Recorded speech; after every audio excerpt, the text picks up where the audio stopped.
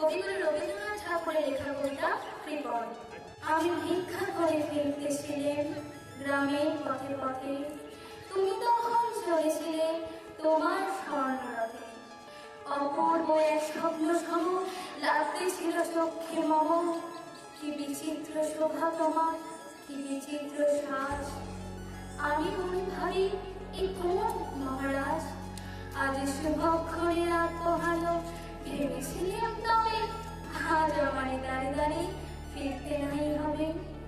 বাহির হতে নাহি হতে এ কাহার দেখা পেলাম পথে, চলিতে রথ ঘন ধান্য ছড়াবে ধারে, মোঠা মোঠা করিয়ে নেব নেব ভাই ভাই।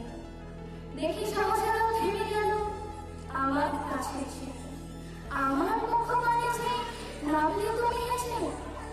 দেখে মুখের প্রসন্নতা জুড়িয়ে গেল সকল ব্যথা। হেলো কালে কিসের লাগে আমার কিছু দাও বলে বাড়িয়ে দিলেন হাত। বলে কি কথা রাজা ধীরাজ, আমার কিছু দাও গো।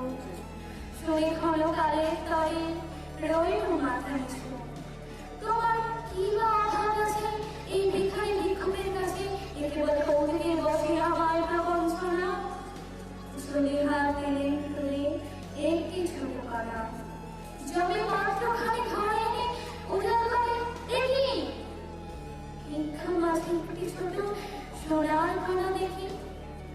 দিলেন যারা ভিখারিরে স্বর্ণ হয়ে এলো ফিরে, তখন কানে চোখের জলে দুটি নয়ন ভরে, তোমার কেন দিইনি আমি সকল শূন্য করে।